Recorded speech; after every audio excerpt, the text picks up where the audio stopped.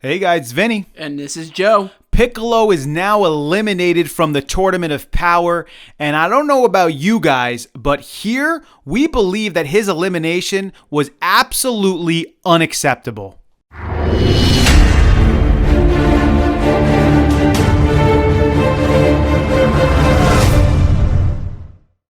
You all saw it, the way that Piccolo went out, just sort of to set the scene up for you.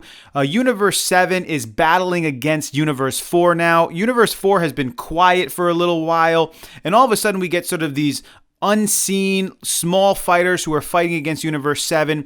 And out of nowhere, really seemingly to us, because some of the spoilers were indicating that there might have been a sacrifice this episode and it didn't occur. And so I'm kind of expecting to see that from Piccolo, that he's going to have to ultimately sacrifice himself here to take out these really small and crafty and innovative and really pesky little fighters that they were, sort of these invisible little bug type guys.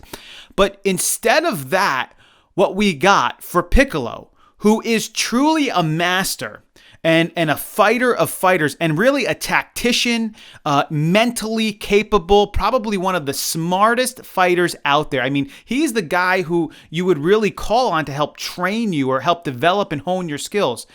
The way this guy goes out is he's kicked in the back by like one of the little bug fighters, and he falls off the stage. He falls off the platform. That is how Piccolo is eliminated from this tournament. Yeah, this whole episode seemed to flow so weirdly from each elimination. Like how the first person got eliminated just seemed like they did it for just a few minutes and then he's gone. And then when the next person came in and did those illusion attacks against these guys, it was cool for a little bit. And then he just got blasted and knocked out like it was nothing. I mean, it was just like they were sort of trying to just like push everything forward. We gotta get rid of a guy. We gotta get rid of this person. We gotta get rid of Piccolo. And we really are not caring so much of how we do it. We just need to get this stuff done soon and quickly. And that's how this whole episode flowed to me. And other things in the past actually don't even make sense in this episode, like the bug guy and the invisible guy. A lot of people thought they were going to be both bugs and they were going to be brothers and everything, but that's not even how it turned out. It just seems like the guy who was invisible was some type of chameleon based off of the outline that we could see of him while he was invisible, and the other guy was a bug, in fact, and was trying to knock them out, but they couldn't see him. But it just didn't feel like it flowed. And actually, the bug guy goes on to the God pad in the end. You actually get to see his picture there while the other guy was invisible. I feel like they were going to sort of make them both invisible or something like that, because that's why he wasn't on there originally, but they changed their mind and changed this whole episode around, and that's why it didn't flow correctly. That's why it just seemed like, what did you just do? You just put a whole bunch of stuff together, I feel. Joe and I understand that in this tournament that we're going to have to see Universe 7 fighters be eliminated, but there's a right way and a wrong way to have the fighters eliminated, especially when you consider who they are. For example, Master Roshi. When Master Roshi was eliminated, he was eliminated the right way. He went out like the master that he is. And he basically took himself out of the fight because he gave everything he had. He did the evil containment wave. I think it was like 3 times he did this thing. And that takes so much out of you. And even to do it 3 times shows you how much effort and energy he put in. Essentially, Master Roshi brought himself to the point of death. That's how far he eliminated his energy levels and his stamina. And then he falls backwards outside of the platform onto the bleachers, basically going to die in the next minute or so until he's given a senzu bean.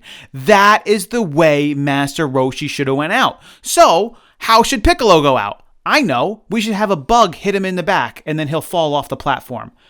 Of course not.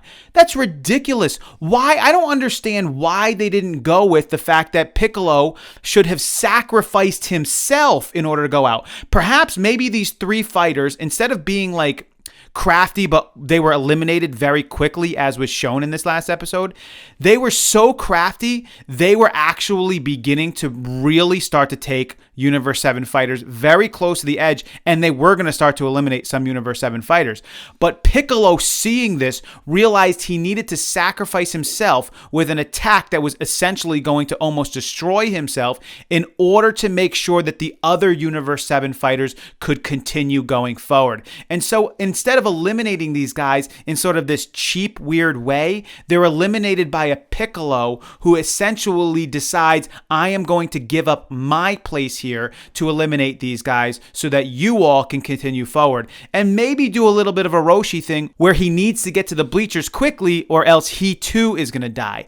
That would be such a more respectful and acceptable way for Piccolo to die. And if you don't believe us, go back and watch the episode and watch Piccolo fall off that platform. It really honestly is ridiculous. He deserved so much better than that. We have so much history with Piccolo. He is a master. He is a tactician. He is a trainer. He is a thinker. He's always telling Gohan, keep up your guard. And he's the guy who gets kicked in the back? I mean, come on. I mean, so much better should have been done with this. It really just like this whole episode was just thrown together, as Joe said, just to eliminate guys and move things forward. And it was so obvious to pretty much everyone that this was the case. Yeah, I feel like they were planning on going a different direction. I definitely feel like there was a different idea and plan here, but they decide we just have to change everything, and the sloppiness shows. I mean, when you do something like that, you're like, well, we're going to have to change it. We have to not do the original idea that we're going with.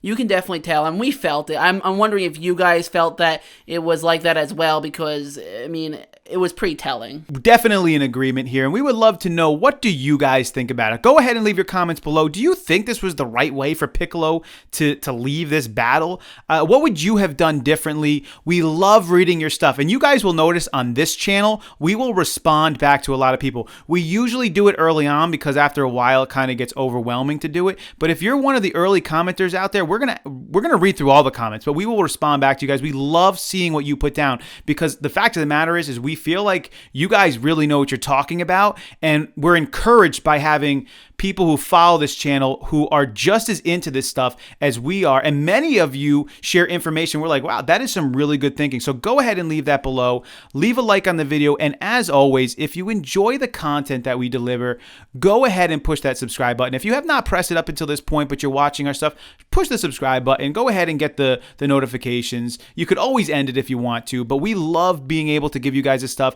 and the more people that subscribe, the more motivation we get, as always, to put all of our energy that we can into this. So we hope you guys enjoyed this one. This is Vinny. And this is Joe. As always, until next time.